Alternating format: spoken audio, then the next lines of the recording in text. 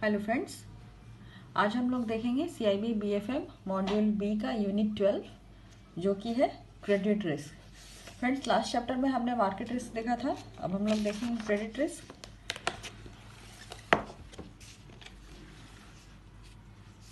तो credit risk जो है वो कब कब अराइज होगा? क्रेडिट रिस्क अराइज होगा from lending activities of a bank when a borrower does not पे इंटरेस्ट एंड और इंस्टॉलमेंट। क्रेडिट रिस्क जो है वो डायरेक्ट लेंडिंग में होगा जब फंड्स जो है वो रीपेड नहीं होंगे, अगर हम कोई गारंटी या लेटर ऑफ क्रेडिट इशू कर रहे हैं और उसमें भी जो है फंड नहीं आएगा और उसके लिए हमको उसको क्रिस्टलाइजेशन प्रोसेस करना होगा, या फिर ट्रांजैक्शन जो कि ट्रेजरी प्रोडक्ट से रिलेटेड होंगे वहाँ पे सीरीज ऑफ पेमेंट जो है ड्यू टू काउंटर पार्टी वो रिसीव नहीं होगी, या फिर trading of securities if settlement is not affected, जो कि हमने सेटलमेंट रिस्क देखा था। तो सेटलमेंट अगर नहीं आएगा, या फिर कोई अगर क्रॉस बॉर्डर एक्सपोजर है जहाँ पे कि फ्री ट्रांसफर ऑफ करेंसी जो है वो रेस्ट्रिक्टेड है या सीज है, तो इस सब चीज़ों में हमें क्रेडिट रिस्क जो है वो फेस करना पड़ेगा। अभी क्रेडिट रिस्क मैनेजमेंट फ्रेमवर्क, जैसा कि हमने मार्केट रिस्क में देखा था फ्रेंड, वहाँ पे भी मैनेजमेंट फ्रेमवर्क था, उसी तरह क्रेडिट रिस्क मैनेजमेंट में क्या क्या आएगा? पहले तो रिस्क का आइडेंटिफिकेशन, उसके बाद मेजरमेंट, फिर मॉनिटरिंग एंड कंट्रोल और लास्ट में मिटिगेशन। इसके लिए सबसे पहले हम लोग ऑर्गेनाइजेशनल स्ट्रक्चर देखेंगे फ्रेंड्स। तो क्रेडिट रिस्क के लिए जो ऑर्गेनाइजेशन स्ट्रक्चर होगा वहाँ पे board of director, risk management committee जिसको हम लोग RMC भी कहते हैं, क्रेडिट पॉलिसी कमेटी यानी CPC और credit risk management department CRMD।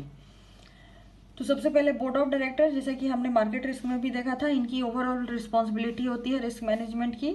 ये रिस्क पॉलिसीज को आर्टिकुलेट करते हैं, उसका procedure, aggregate risk limit, review mechanism और रिपोर्ट एंड ऑडिटिंग सिस्टम देखते हैं। बोर्ड जो है वो लेवल ऑफ क्रेडिट रिस्क को डिसाइड करती है और keeping in view its profit objective and capital planning, जो कि वो कैसे डिसाइड करेंगे उनके प्रॉफिट ऑब्जेक्टिव को और कैपिटल प्लानिंग जिस तरीके से उसके बेसिस पे वो क्रेडिट रिस्क के लेवल को डिसाइड करते हैं। नेक्स्ट है the risk management committee. Risk management committee जो है वो एक बोर्ड लेवल सब कमिटी है। इनका काम होता है ये क्रेडिट रिस्क मैनेजमेंट के गाइडलाइन सेट करते हैं और बोर्ड ऑफ डायरेक्टर को इसको रिपोर्टिंग करते हैं। ये क्रेडिट रिस्क मैनेजमेंट प्रोसेस की जो पॉलिसी है उसको कंफर्म करते हैं और प्रूडेंशियल लिमिट जो है वो सेट करते हैं और उसकी पीरियोडिकल रिव्यू करते हैं। Ensure robustness of measurement of risk model, risk models के रोबस्टनेस को ये मेजर करते हैं और प्रॉपर मैनिंग प्रोसेस के लिए उसकी वो प्लानिंग करते हैं। नेक्स्ट है credit policy committee. Credit policy committee को हम लोग क्रेडिट कंट्रोल कमेटी भी कहते हैं।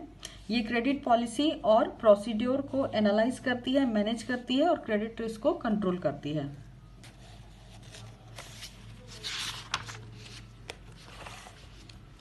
ये पॉलिसीज फॉर्मुलेट करती है on standard for presentation of credit proposal, जो भी क्रेडिट प्रपोजल है उसके स्टैंडर्ड को फॉर्मुलेट करना, फिनेंशियल कोविनेंट, रेटिंग स्टैंडर्ड और बेंचमार्क सेट करना, delegation of credit approving powers, किसी भी क्रेडिट अप्रूविंग पावर्स के लिए क्या क्या डेलीगेशन पावर होनी चाहिए उसको ये फिक्स करते हैं। कोई भी लार्ज एक्सपोजर अगर है क्रेडिट एक्सपोजर तो उसकी लिमिट फिक्स करना, एसेट कॉन्सेंट्रेशन देखना, standard for loan collateral, loan में कितना कोलेट्रल होना चाहिए उसके स्टैंडर्ड्स को सेट करना, portfolio management, loan review mechanism, risk concentration, risk monitoring and evaluation, pricing of loans, provisioning, regulatory, legal compliance etcetera, ये सारी चीज़ें जो है वो CRM देखती है, CPC देखती है। नेक्स्ट है क्रेडिट रिस्क मैनेजमेंट डिपार्टमेंट यानी CRMD। CRMD जो है ये independent of credit administration department, ये क्रेडिट एडमिनिस्ट्रेशन डिपार्टमेंट से अलग होती है। इनका काम होता है रिस्क कंप्लायंस को मॉनिटर करना जो कि CPC ने सेट किया होता है, और ये रिस्क असेसमेंट सिस्टम को देखती है, क्वालिटी ऑफ लोन्स पोर्टफोलियो को मॉनिटर करती है, कोई अगर प्रॉब्लम है तो उसको आइडेंटिफाई करती है और उसके लिए जो करेक्ट डिफिशियंसीज है उसको देती है। ये MIS डेवलप करती है और undertake loan review audit, loan के जो भी रिव्यू और ऑडिट है उसको करती है।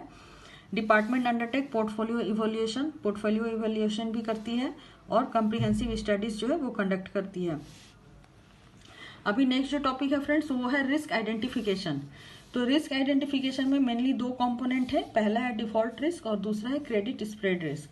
तो डिफॉल्ट रिस्क क्या है? Default risk is driven by the potential failure of a borrower to make promise payment either partly और होलली। कोई अगर बोरोवर जो है वो फेल हो जाता है कि अपने पेमेंट को रीपे करने में, या तो पार्टली या तो पूरा ही वो अगर नहीं पे करता है तो। नेक्स्ट है क्रेडिट स्प्रेड रिस्क और डाउनग्रेड रिस्क। तो क्रेडिट स्प्रेड रिस्क है कि यहाँ पे बोरोवर जो है वो डिफॉल्ट नहीं करता है, लेकिन फिर भी क्रेडिट क्वालिटी जो है वो खराब होती है, जिसकी वजह से रिस्क अराइज होता है। This results in possible widening of the credit spread, और इससे जो क्रेडिट स्प्रेड है उसमें भी असर होता है। क्रेडिट स्प्रेड रिस्क इसी से अराइज होता है। Usually this is reflected through rating downgrade. अगर किसी स्पेसिफिक कंपनीज की या फर्म की जो है अगर रेटिंग डाउनग्रेड हो तो उसकी वजह से जो है वो क्रेडिट प्रोफाइल पे उसका बुरा प्रभाव होता है। अभी नेक्स्ट है risk associated with credit portfolio as a whole is term portfolio risk. अगर कोई भी रिस्क जो है क्रेडिट पोर्टफोलियो में अगर किसी एक पोर्टफोलियो से रिलेटेड होता है तो उसको हम लोग पोर्टफोलियो रिस्क कहते हैं। ये मेनली दो तरह का होता है फ्रेंड्स। पहला जो है वो है सिस्टेमिक और इंट्रिंसिक रिस्क, और दूसरा है कॉन्सेंट्रेशन रिस्क। सिस्टेमिक और इंट्रिंसिक रिस्क क्या है? यहाँ पे पोर्टफोलियो रिस्क जो है वो कम होता है ड्यू टू डाइवर्सिफिकेशन, यानी कि अलग अलग जो है पोर्टफोलियो में यहाँ पे लोन दिया गया होता है। ये क्या किस बेसिस पे डाइवर्सिफाई होता है फ्रेंड्स? ये या तो जोग्राफिकली हो सकता है, इंडस्ट्रीज हो सकता है, बोरोवर्स के थ्रू हो सकता है, मार्केट्स में हो सकता है, जो कि इक्विटेबली जो है ये डाइवर्सिफाई होता है और पोर्टफोलियो रिस्क में जो है मिनिमम लेवल तक इसको रिड्यूस करके लाता है। The minimum level corresponds to the risk in the economy in which it is operating. This is systemic और इंट्रिंसिक रिस्क। और किसी भी इकोनॉमी में जो है इस तरीके के रिस्क को मिनिमाइज करने के प्रोसेस को हम लोग इंट्रिंसिक रिस्क कहते हैं या सिस्टमैटिक रिस्क भी कहते हैं। नेक्स्ट है कॉन्सेंट्रेशन रिस्क। कॉन्सेंट्रेशन रिस्क में क्या है कि पोर्टफोलियो जो है वो डाइवर्सिफाइड नहीं होती है।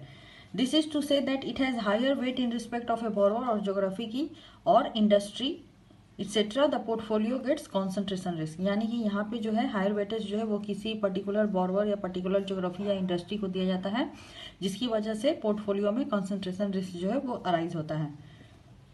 If economy as a whole does not perform well the portfolio performance will be affected.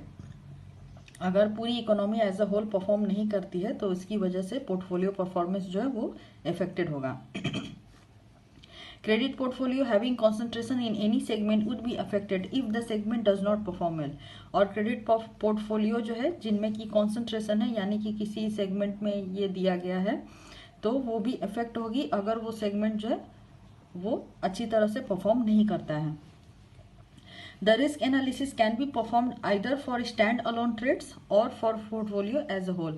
तो रिस्क एनालिसिस भी जो है वो हम लोग किस तरीके से कर सकते हैं? या तो किसी ट्रेड में स्टैंड अलोन बेसिस पे हम लोग इसको कर सकते हैं, या फिर एज अ होल किसी पोर्टफोलियो के लिए हम लोग इसको कर सकते हैं। नेक्स्ट जो है फ्रेंड्स वो है counter party risk. Counter party risk क्या है? When non performance of the trading partner, अगर आपका ट्रेडिंग पार्टनर जो है वो परफॉर्म नहीं करता है या फिर रिफ्यूज करता है या इनेबल है उसकी ड्यूटी को परफॉर्म करने में, तो उसी को हम लोग काउंटर पार्टी रिस्क कहते हैं। नेक्स्ट है कंट्री रिस्क। कंट्री रिस्क में क्या है कि बोरोवर या काउंटर पार्टी जो है वो परफॉर्म नहीं कर पाता है क्योंकि उसके ऊपर उसकी सोवरेन यानी उस कंट्री की जो गवर्नमेंट है उसकी वजह से कुछ रेस्ट्रिक्शन जो है उसके ऊपर इम्पोज किया गया है। नेक्स्ट है risk measurement. Friends risk measurement में हम लोग सबसे पहले रिस्क को मेजर करेंगे। तो कैसे मेजर करेंगे? इसके लिए कुछ क्रेडिट रेटिंग और स्कोरिंग होती है जिसकी बेसिस पे हम लोग इसको मेजर करते हैं। इससे हम लोग रिस्क को जो है क्वांटिफाई करते हैं और एस्टिमेट करते हैं कि किसी भी लोन में एक्सपेक्टेड लॉस जो है वो कितना हो सकता है, और अनएक्सपेक्टेड लॉस जो है उसको भी हम लोग इससे निकालते हैं। तो क्रेडिट रेटिंग नेसेसरी क्यों है? क्रेडिट रेटिंग जो है वो डिटरमाइन करता है कि कोई भी अकाउंट जो है वो एक एक्सपायरी ऑफ गिवन पीरियड के बाद परफॉर्मिंग एसेट की तरह रहेगा या नहीं रहेगा। ये जो है कंटिन्यू करेगा इसके ऑब्लिगेशंस को मीट करने में, या फिर ये डिफॉल्ट करेगा। Borrower would have capability to honour its financial commitment in future. ये भी हम लोग देखेंगे कि जो बोरोवर है वो इन फ्यूचर उसके जो फाइनेंशियल कमिटमेंट है उसको पूरा करता है या नहीं करता है। ऐसे तो कोई मैथमेटिकल या इकोनोमेट्रिक या कोई इम्पेरिकल मॉडल नहीं है जिससे कि हम लोग ये प्रेडिक्ट कर सके कि किसी भी बोरोवर की फ्यूचर कैपेबिलिटी कितनी है और उसके फिनेंशियल ऑब्लिगेशंस जो हैं वो एक्यूरेटली तो हम लोग नहीं निकाल सकते हैं, लेकिन कुछ मॉडल हैं जो कि ये प्रेडिक्ट कर सकते हैं कि किसी भी बोरोवर की फ्यूचर कैपेबिलिटी क्या हो सकती है। जैसे कि अगर कोई बोरोवर जो है अगर उसकी रेटिंग सी है तो इसका मतलब ये नहीं है कि वो किसी एक गिवन पीरियड के बाद वो डिफ़ॉल्ट कर सकता है, या फिर किसी बोरोवर जिसकी रेटिंग जो है वो ए है, इसका मतलब ये नहीं है कि वो किसी एक गिवन पीरियड के बाद वो डिफ़ॉल्ट नहीं करेगा। तो इस तरह से जो क्रेडिट रेटिंग है ये एक बेसिक अप्रोच है जिससे कि कोई भी फाइनेंशियल इंस्टीट्यूशन या बैंक है वो उसको हेल्प करती है किसी क्रेडिट पोर्टफोलियो को डिज़ाइन करने में with a desired level of defaults and expected profit against available capital, कि उसमें कितना डिजायर्ड लेवल ऑफ डिफॉल्ट हो सकता है और उससे कितनी एक्सपेक्टेड प्रॉफिट्स मिल सकती है उसके कैपिटल जो अवेलेबल कैपिटल है उसके अगेंस्ट में, तो उसके बेसिस पे वो अपने क्रेडिट पोर्टफोलियो को डिज़ाइन कर सकते हैं। क्रेडिट रेटिंग के लिए जो रेगुलेटरी अथॉरिटी है वो रिजर्व बैंक ऑफ इंडिया है। ये हमेशा नेसेसरी इंस्ट्रक्शन इशू करती है और गाइडेंस नोट देती है बैंकों को कि वो अपने बोरोवर अकाउंट्स में जो है क्रेडिट रेटिंग अप्लाई करें और उनको रेटिंग के बेसिस पे कैटेगरी वाइज जो है वो क्लासीफाई करें।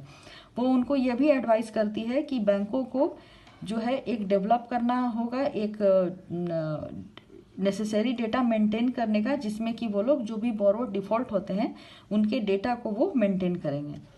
अभी है credit rating approach to it. Credit rating approach में दो मेथड्स है फ्रेंड्स। पहला है क्रेडिट रेटिंग मॉडल जिसमें कि हम लोग different categories of loans and advances के लिए अलग अलग क्रेडिट रेटिंग मॉडल जो है वो यूज़ करते हैं, और दूसरा है किसी भी डिफॉल्ट बोरोवर्स के डाटा को मेंटेन करना, तो उसको हम लोग रेटिंग माइग्रेशन के थ्रू मेंटेन करते हैं।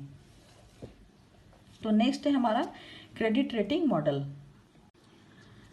क्रेडिट रेटिंग जो है वो बोरोवर्स को डिफ्रेंशिएट करती है डिग्री ऑफ स्टेबिलिटी के बेस पे, जिसमें कि जैसे कि कोई अगर ए रेटेड बोरोवर है तो वो रेवेन्यू जनरेशन में ज़्यादा स्टेबल होगा in comparison to B rated borrower, और वैसे ही A plus plus rated borrower जो है वो रेवेन्यू जनरेशन में किसी ए रेटेड बोरोवर से ज़्यादा स्टेबल होगा। रेटिंग जो है उसका प्रॉफिटेबिलिटी से जो है वो कनेक्शन नहीं होता है। जैसे कि अगर गवर्नमेंट सिक्योरिटीज़ है तो गवर्नमेंट सिक्योरिटीज़ पे जो रिटर्न है वो हमें लोएस्ट मिलता है, लेकिन उसकी जो रेटिंग होती है वो हाईएस्ट होती है क्योंकि उसमें जो कैश फ्लो है वो स्टेबल होता है। अभी the standard of rating is assessed in the market through rating migration. किसी भी मार्केट में जो रेटिंग की स्टैंडर्ड है वो रेटिंग माइग्रेशन से एसेस की जाती है। तो रेटिंग माइग्रेशन क्या है, जैसे यहाँ पे देखिए फ्रेंड्स दे रहा है कि रेटिंग माइग्रेशन जो है वो किसी भी बोरोवर के रेटिंग में किसी एक टाइम पीरियड के बीच में अगर कोई चेंज होता है किसी स्टैंडर्ड या मॉडल के बीच में तो उसको हम लोग रेटिंग माइग्रेशन कहते हैं। जैसे कि कोई एक बोरोवर MSXYZ है तो 31/3/2002 को उसकी जो रेटिंग है वो B+ है जो कि उसके पोजीशन के बेसिस पे है। फिर एक साल के बाद 31/3/2003 को बेस्ड ऑन इट्स पोजीशन इसकी जो रेटिंग है वो B हो जाती है। तो यहाँ पे हम लोग कह सकते हैं कि इस अकाउंट जो MSXYZ का अकाउंट का रेटिंग है वो B+ से B की ओर माइग्रेट करता है विद इन 1 ईयर।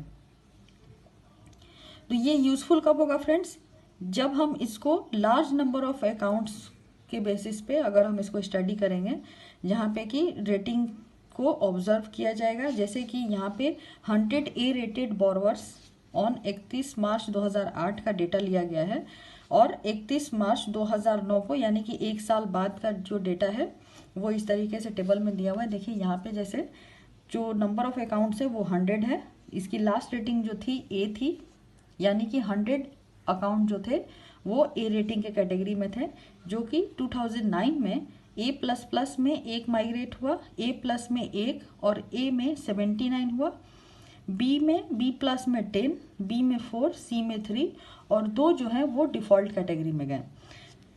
तो यहाँ पे जो ए रेटेड बोरोवर की डिफ़ॉल्ट प्रोबेबिलिटी है वो 2% है, यानी कि 100 में से 2 डिफ़ॉल्ट हो रहे हैं तो परसेंटेज जो है वो 2% होगी। और इसी तरीके के ऑब्जर्वेशन को जब हम over A number of years के डेटा के साथ अगर इसको कोलेक्ट करेंगे तो हम लोग एक डिफ़ॉल्ट प्रोबेबिलिटी का एस्टिमेशन जो है वो काफ़ी अच्छे तरीके से कर सकते हैं। अभी किसी भी मॉडल, रेटिंग मॉडल को एक्सेप्ट करने के लिए जो है उसको 2 बेसिस पे जो है टेस्ट किया जाता है फ्रेंड्स। पहला जो है कि जो भी रिलेवेंट फैक्टर हैं जो कि रिस्क रेटिंग के लिए लिए गए हैं वो स्टैंडर्ड रेटिंग फैक्टर्स को कवर करते हैं या नहीं करते हैं, और दूसरा जो रेटिंग माइग्रेशन है जो डेवलप हुआ है वो किस बेसिस पे डेवलप किया गया हो। Model maps fairly well with market standards, यानी कि मार्केट स्टैंडर्ड्स के साथ जो रेटिंग माइग्रेशन का जो मॉडल है वो डेवलप किया गया हो। अभी यहाँ पे दे रहा है फ्रेंड्स कि किसी भी इंडिविजुअल पोर्टफोलियो कंपोजिशन को निकालने के लिए कुछ मॉडल्स होते हैं, जैसे कि जिनमें एक है अल्टमैन जेड स्कोर। तो अल्टमैन जेड स्कोर के थ्रू हम लोग किसी भी कंपनी की प्रोबेबिलिटी निकाल सकते हैं कि वो with in 12 months of period में उसके बैंकरप्सी के कितने चांसेस हैं। और ये मॉडल जो है ये 5 फाइनेंशियल रेशियो को कंबाइन करके निकाला जाता है, तो जो कि अकाउंटिंग इंफॉर्मेशन और उसकी इक्विटी वैल्यूज के बेसिस पे निकाला जाता है। तो ये फ्रेंड हम लोग जब न्यूमेरिकल पार्ट करेंगे तो वहाँ पे हम लोग देखेंगे कि अल्टमैन जेड स्कोर मॉडल से हम लोग बैंकरप्सी जो है उसकी पॉइंट्स निकलते हैं। वहाँ पे जेड स्कोर का मतलब है यहाँ जेड का एक स्कोर निकाला जाता है जिसके बेसिस पे हम ये निकालते हैं कि कौन सी कंपनी वाइबल है, कौन सी कंपनी कम वाइबल है। नेक्स्ट जो है वो है जेपी मॉर्गन। जेपी मॉर्गन ने जो पोर्टफोलियो मॉडल डेवलप किया था उसको क्रेडिट मैट्रिक्स कहते हैं। ये बेसिकली फोकस होता है, इसमें जो एसेट होते हैं एसेट की वोलेटिलिटी निकाली जाती है जो कि उसके डिफरेंट क्वालिटी ऑफ एसेट्स के वेरिएशंस को बताता है, और इसमें जो वोलेटिलिटी हम लोग कंप्यूट करते हैं उसमें ये ट्रैकिंग रखा जाता है कि बोरोवर की क्या प्रोबेबिलिटी है कि वो इन फ्यूचर जो है किसी एक रेटिंग से दूसरे रेटिंग की ओर माइग्रेट कर सकता है। नेक्स्ट है क्रेडिट स्विस। क्रेडिट स्विस जो है वो डेवलप है एक स्टैटिस्टिकल मेथड का जो कि क्रेडिट रिस्क के अकाउंटिंग को मेजर करता है, जिसको कि हम लोग क्रेडिट रिस्क प्लस के नाम से भी जानते हैं। ये मॉडल जो है ये बेस्ड होता है इसमें actually calculation of expected default rate and unexpected losses from default, यानी कि किसी भी कंपनी के डिफॉल्ट होने के क्या चांसेस हैं और उस डिफॉल्ट से उसको क्या अनएक्सपेक्टेड लॉस हो सकता है वो हम लोग इसके थ्रू निकालते हैं। नेक्स्ट टॉपिक है credit risk and control and monitoring. तो credit risk control and monitoring जो है फ्रेंड्स, रिस्क जो है किसी भी लेंडिंग एक्टिविटीज में तभी ये अच्छे से कारगर साबित होता है अगर इसको सही तरीके से कंट्रोल और मॉनिटर किया जा सके। Credit risk control and monitoring is directed both at transaction level and portfolio level, और ये हमें मॉनिटर करना होता है बोथ ट्रांजैक्शन लेवल पे और पोर्टफोलियो लेवल पे। क्रेडिट इंफॉर्मेशन सिस्टम जो है, अगर कोई क्रेडिट इंफॉर्मेशन सिस्टम कोई बैंक या फाइनेंशियल इंस्टीट्यूशन जो है वो अगर रखती है तो इससे आपको बहुत ही अच्छी तरह से अपने क्रेडिट रिस्क प्रोफाइल को कंट्रोल और मॉनिटर करने में हेल्प मिलता है। ये एक कॉम्प्रिहेंसिव डिटेल होता है जिसको कि हम लोग MIS या CIS कहते हैं। ये हमारे CRM सिस्टम का एक इफेक्टिव बैकबोन की तरह काम करता है।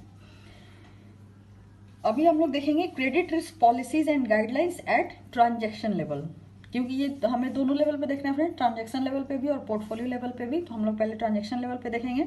तो ट्रांजैक्शन लेवल पे जो क्रेडिट रिस्क मैनेजमेंट के जो इंस्ट्रूमेंट हैं वो है क्रेडिट अप्रेजल प्रोसेस, यानी कि हम लोग क्रेडिट को पहले अप्रेज करते हैं तो उसका प्रोसेस ठीक होना चाहिए। उसके बाद रिस्क एनालिसिस प्रोसेस, हमने जो रिस्क रेटिंग के थ्रू हम लोग रिस्क एनालिसिस करते हैं।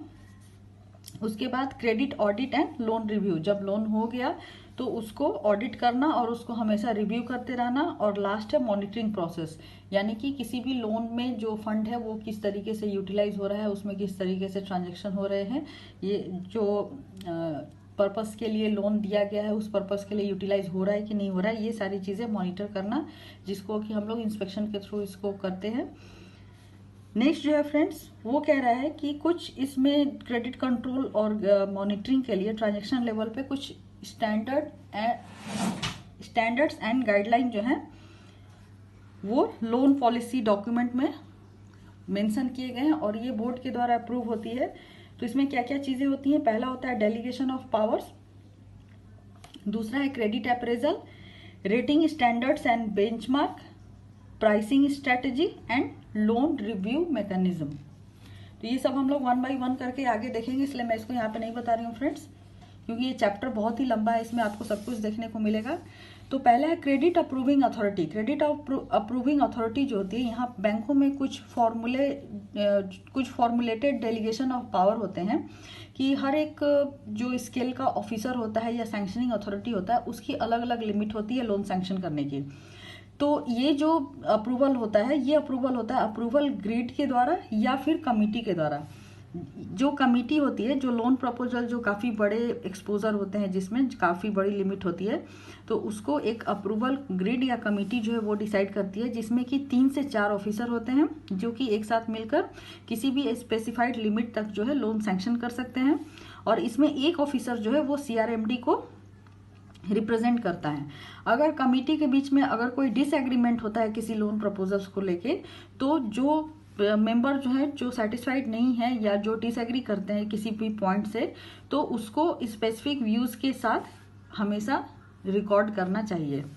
नेक्स्ट है क्रेडिट अप्रेजल। क्रेडिट अप्रेजल हम लोग फ्रेंड्स बैंकों में हमेशा देखते हैं। अप्रेजल का मतलब ही होता है बोरोवर के जो भी स्टैंडर्ड्स हैं उसको इंक्लूड करना, उसके क्रेडिट रिक्वायरमेंट्स को एनालाइज करना, उसमें क्या क्या रिस्क फैक्टर है उसको रेटिंग करना, policies on standards for presentation of credit proposals, हमारे पॉलिसीज और स्टैंडर्ड्स जो भी उसको फुलफिल करते हैं क्रेडिट प्रपोजल को, उसके बेसिस पे उसको प्रोसेस करना, फिनेंशियल कोविनेंट्स बोरोवर के क्या फिनेंशियल्स हैं उसको लेना, रेटिंग के स्टैंडर्ड एंड बेंचमार्क से अकॉर्डिंग उसको रेटिंग करना।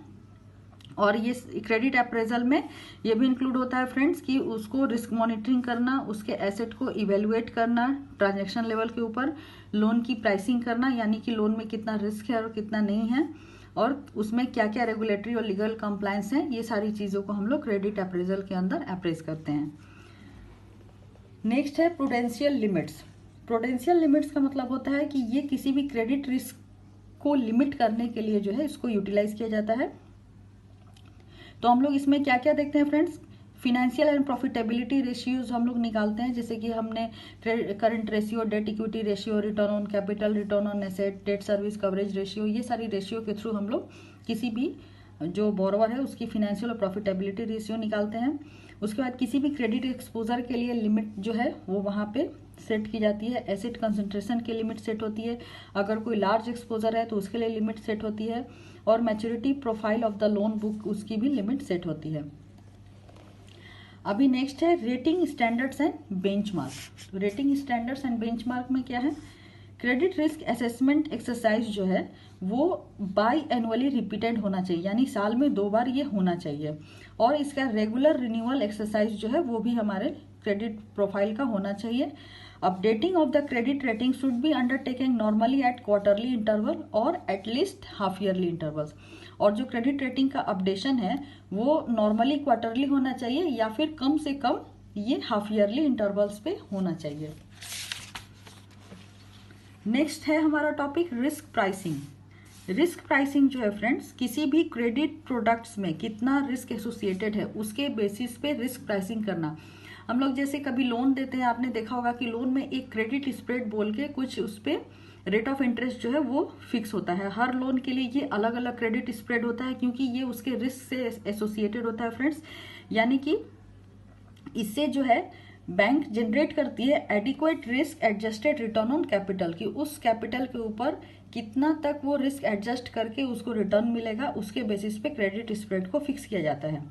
और क्रेडिट स्प्रेड जो है ये एक एक्सपेक्टेड लॉस रेट होता है, और कैपिटल के ऊपर चार्ज जो हम लोग क्रिएट करते हैं उसके बेसिस पे इसको डिसाइड किया जाता है।